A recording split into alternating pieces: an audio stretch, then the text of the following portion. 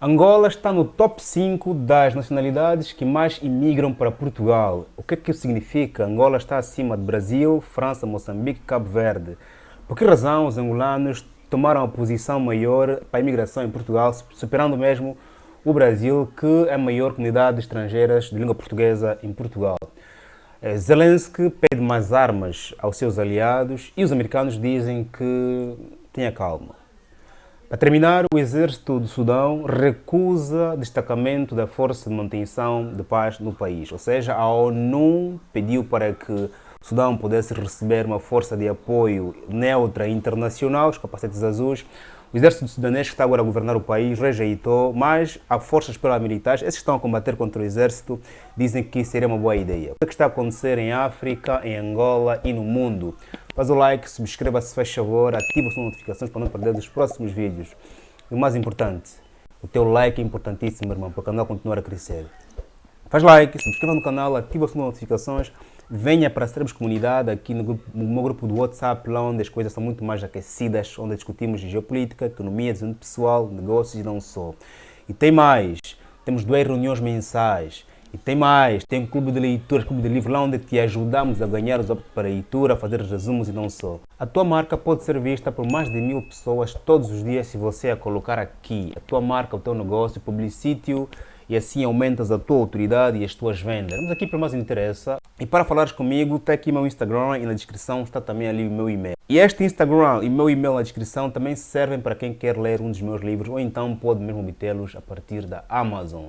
Essa imagem está a ser divulgada em Angola e agora também está publicada aqui na página do Sr. Lukamba Gato. Por isso é que eu trouxe aqui no programa, porque eu não conseguia achar a fonte de informação, é apenas uma fotografia que alguém fez na televisão. Para trazer aqui eu precisava ter a fonte principal dessa matéria, mas não encontrava. Agora, quando eu vi na página do Sr. Lukamba Gato, que é uma autoridade em Angola, um senhor de respeito, faz parte da história de Angola, portanto eu decidi trazer aqui esta imagem. Vale dizer que Angola aqui supera o Brasil, a França, Moçambique e Cabo Verde. Superando o Brasil, ponto. É um sinal de que os brasileiros estão agora a emigrar para mais outros destinos. A França, a migração francesa para Portugal não se compara à angolana, porque os franceses vão vivendo para Portugal em função do custo de vida. É mais barato em comparação à França. Mas são franceses que trabalham em França, ganham em salário mínimo francês, vão viver para Portugal, porque o custo de vida em Portugal é muito mais barato em comparação à França. É como você, por exemplo, ganhar o salário mínimo em Portugal, mas viveres em Angola, ok? Claramente eu estou em Angola e rico. Também acontece com os franceses. Logo, não se compara aqui com Angola, porque os angolanos viajam para Portugal em busca mesmo do primeiro emprego, até para lavar a louça, limpar o chão e tudo mais. Ponto. Este gráfico faz-me lembrar aqui em 2008, 2009, 2010, quando a Europa estava em crise e víamos em Angola muitos portugueses a chegarem a escolherem viver em Angola, porque Angola estava a viver um momento de boom. Mesmo acontece com Portugal agora. Portugal está num momento econômico bom, índice de desemprego, a taxa de inflação baixas, apesar de também aqui portugueses reclamarem. Mas para os angolanos, Portugal é agora um Eldorado, como Angola era em 2008, 2009, 2010, um Eldorado para os portugueses. Ponto. Este número aqui é um sinal de que também para os portugueses, eles logo percebem que de facto Angola tem um problema, há um problema em Angola, razão pela qual muitos angolanos estão a chegar a Portugal. Logo, é um indicador negativo para a estabilidade, para o bem-estar, para o fomento da segurança em Angola, ok? Ou seja, é aqui Portugal a tornar-se superior em relação a Angola, porque quando você imigra para um país em situação de fragilidade, porque estás doente, queres estudar, queres trabalhar e não só, quem te recebe em estado de superioridade, ok? O lado negativo aqui é que todo mundo vai saber que Angola está em dificuldades, está em crise, ok? O lado solidário é que, ponto, Portugal está a receber bem os angolanos, assim como também os angolanos ontem receberam bem os portugueses. Claramente aqui o governo angolano deve estar assim preocupado, porque com essa imigração também fogem os grandes cérebros do país. Até porque quem imigra não é um cidadão que está desempregado no país, é um cidadão que trabalha, está insatisfeito, acumula dinheiro e viaja, porque quem é muito pobre, quem está desempregado já há algum tempo, não consegue dinheiro para poder emigrar, ok? Razão pela qual, sim, aqui saem os melhores cérebros, saem os melhores cérebros, também claramente aqui uma forma de divulgar a situação econômica de Angola à haste global. Ponto. Perde-se em Angola, ganha-se em Portugal, porque vai para Portugal mão de obra barata e qualificada. Ponto. Avancemos aqui para o segundo tópico, onde Presidente Zelensky pede mais armas aos seus aliados, europeus. Vale dizer que a Ucrânia reuniu na Alemanha com os seus aliados. A Comissão Europeia autorizou mais 40 milhões de euros para a Ucrânia. A Ucrânia disse que quer mais armas americanas, mais armas europeias para poder atingir centros da Rússia diretamente. E aqui o secretário de Estado norte-americano para a defesa disse que Zelensky tenha calma, porque não são as armas da Europa e da América que vão de resolver o teu problema. São a combinação de armamento, de técnica e não só, ok? Mas sim, Zelensky pediu e lhe foi mais dado, ok? Claramente que essa guerra, estamos aqui a falar de 926 dias de guerra, estamos aqui a olhar para uma guerra que está claramente sem perspectivas de fim e se calhar aqui um líder mais próspero, uma América, uma Europa, deve se preocupar-se em negociar a paz com a Rússia, porque quanto mais dinheiro sai da Europa e da América para financiar a Ucrânia poder defender-se da Rússia, mais a América e a Europa ficam desestabilizados do ponto de vista bélico e financeiro também. Porque, e atenção que os seus grandes parceiros, quase que inimigos, os chineses, o Irão, os Emirados Árabes Unidos, não estão em guerra. Portanto, quando o teu competidor está em conflito, ele está a gastar muito dinheiro com a guerra, enquanto o outro, a China, está livre. A China aqui está claramente com mais tempo de poder investir na tecnologia, na produção várias.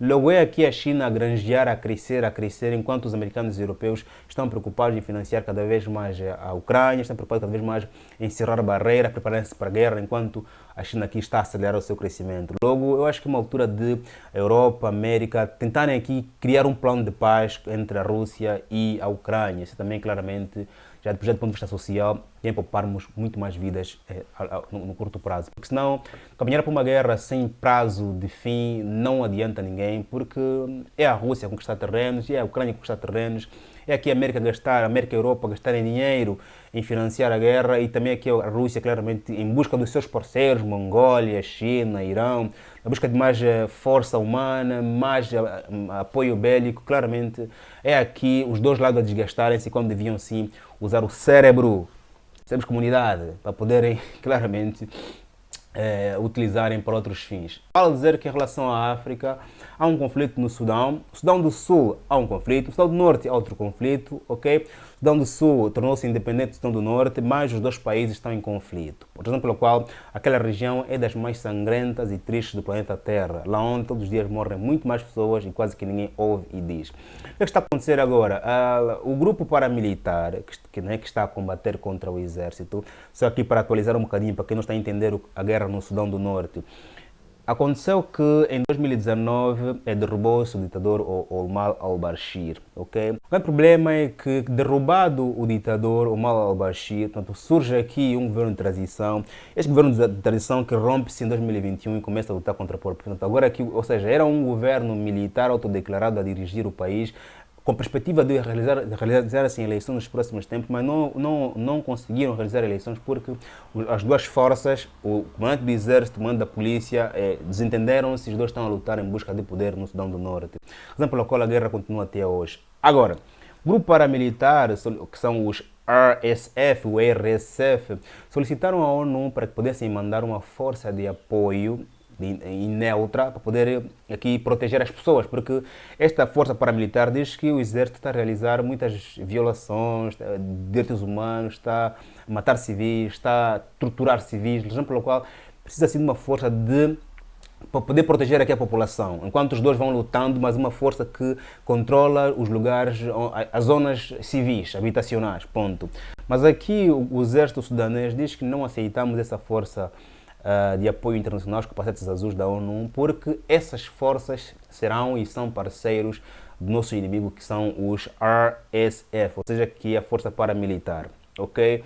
Mas logo é aqui o Sudão, o exército, que nesse momento é o governo, a rejeitar uma possível entrada das forças da ONU, os capacetes azuis, neste conflito. Os dois, ou seja, o exército prefere lutar diretamente e proteger a sua população, porque se o exército é agora o governo, ele diz que somos nós que devemos proteger a população e não uma força externa, porque essa força externa é muito mais amiga do exército, do grupo paramilitar do que nosso. Ponto. Há ou não implicações de ter uma terceira força no país? Há sempre, porque a força estrangeira, o sentimento nacionalista, as intenções ocultas não se sabe, e também vale dizer que não existe ainda um plano de paz no Sudão do Sul, nem do Norte, ok? Continuam em labuta.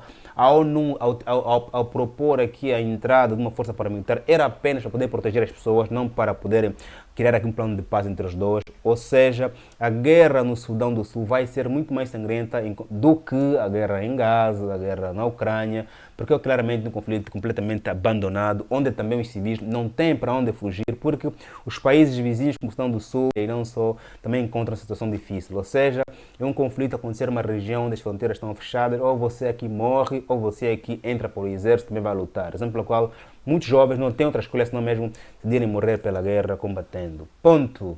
Mais notícias de economia, geopolítica sobre Angola, África, Europa, encontrarás aqui. Por isso subscreva, venha para a comunidade, lá onde a gente discute isso com mais profundidade.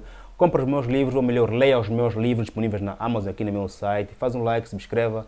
Até o próximo vídeo, que Deus nos abençoe. Amém.